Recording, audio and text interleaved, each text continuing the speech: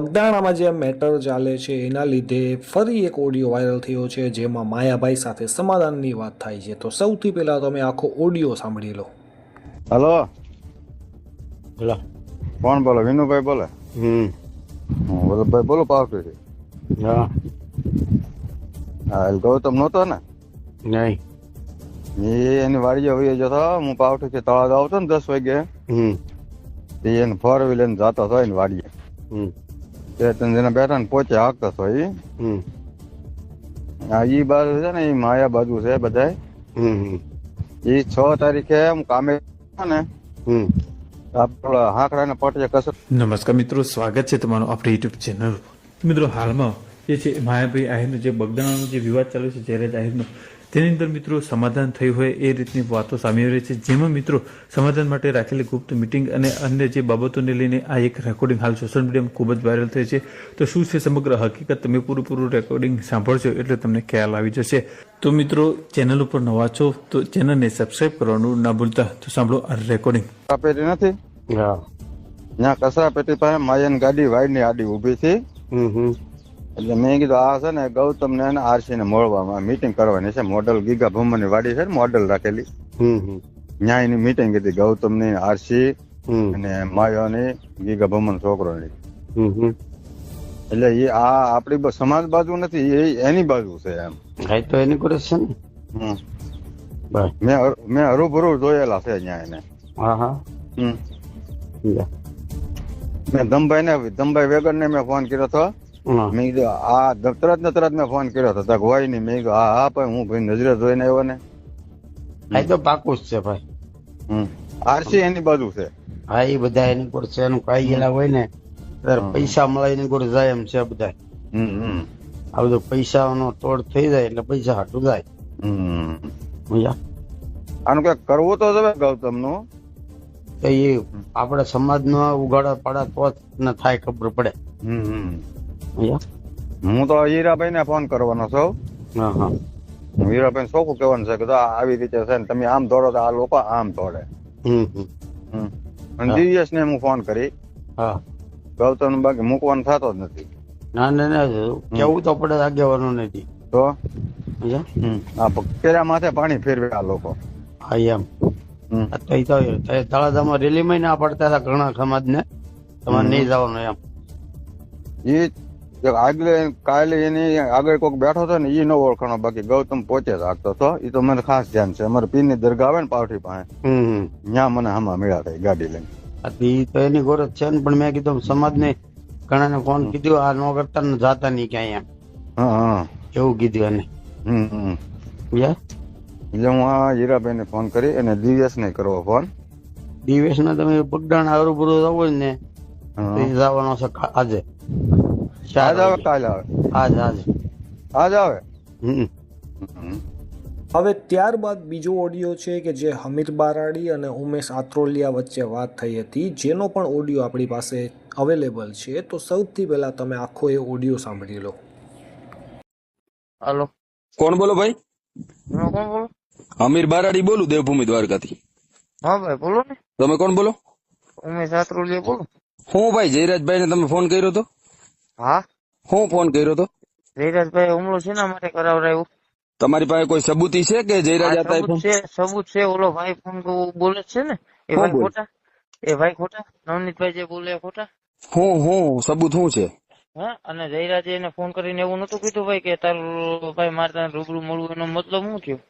એટલે એની આની જ હુમલો કરાવ્યો હોય? હા, એનો જ કરાવ્યો ને તમને કહું. તમે જયરાજ ને ગાળું દીધી? હે? તમે જયરાજ હતા ને ગાળું દીધી? જયરાજ ને કહું ને મને ફોન કરે ને ગાળું દીધી હોય તો તમારામાં રેકોર્ડિંગમાં કેમ છે બીપ મૂકેલું છે? હે? તમે રેકોર્ડિંગ કર્યું? તમે જે આખું સાંભળ્યું હા એમાં ખરાબ છે કે એમાં નથી? હા, તો હવે હું તમને આખું રેકોર્ડિંગ નાખ દઉં, બરોબર? એનો કહેવાનો ભાવાર્થ એવો હતો, હું તમને આ ચોખ્ખું કહું. તમારે હું એક વાત કહું, હું અમીર બારાડી બોલું અને જયરાજ મારો નાનો ભાઈ છે. અમીર બારાડી ઓળખો તમે મને? હા, ઓળખું. હું છે ને ભાઈ વર્તો ને. હા, વર્તું તને સારી રીતના વર્તું ભાઈ, બરોબર? ધમકી ભર્યા ફોન જે કરો ને એ નથી કરતો. અમે ભાઈ અમે ધમકી નથી મારતા. અમે અમે હું છીએ આ છીએ, તમે જયરાજ મારો ભાઈ છે, નાનો ભાઈ છે, અને એની જો સબૂત નીકળે ને તો હું તમારા ભેગો છું. સબૂત વિનાના તમે હે ને કારણ વગરના અમારા જયરાજ ને બદનામ ના કરો. ઈ માણસ એવો નથી. તો એને એમને ઓલા ભાઈ જે સરપંચ કહે કે કોળી સમાજના જે સરપંચ છે એને એવું કીધું કે મારી ઉપર જયરાજે હુમલો કરાવ્યો, એ ખોટું કહે છે. પણ જે હતા સીસીટીવી ચેક કરીને એને એસપી સાહેબ બોલાવશે, નહીં તો સબૂત નહીં નીકળે કોની હુમલો કરાવ્યો. હા પણ એ તો કહું કે તમને કહું તો ખરી કે એને કરાવડાવ્યો છે, એનું શું કરવાનું બોલો હાલો. જયરાજે હુમલો કરાવ્યો તો તમારે હું તમને કહું. હા જયરાજે હુમલો કરાવ્યો તો હું અહીંયા ભેગો છું, ગમે પોલીસ સ્ટેશન હું આવી. હવે આના પછી આપણી પાસે હજુ એક ઓડિયો છે કે જેમાં પિન્ટુ કોળી અને રોબેક્સ આહેર કરીને કોઈ છે, તો એનો ઓડિયો છે. તો સૌથી પહેલા તમે ઓડિયો સાંભળી લો. પિન્ટુભાઈ જય માતાજી. જય માતાજી મારા ભાઈ. મજામાં ભાઈ? બોલો બોલો, બસ શાંતિ છે. હું છું ભાઈ જયરાજ વાળી મેટર માં તમે વરઘોડો કાઢી નાખ્યો. એટલે કાલ પકડાનો જ ખરો, અમે શું હજુ બાકી. તો યાર વરઘોડો એમાં તો ન નીકળ્યો યાર. એટલે જો એક વસ્તુ કહી દઉં, કાયદામાં થશે ને જે જોગવાઈ એ થવાનું જ છે. તારે એમ કે મારે કશું ભાઈબંધ નથી થવાનું. બરોબર છે. હા એટલે વિડીયોમાં ક્યાં મુલ્લો છો? વરઘોડો નીકળશે, વરઘોડો નીકળશે. એ મારી વાત સાંભળો ભાઈબંધ, વરઘોડો તો આપડા બે ભેળાય આપડે જોઈ.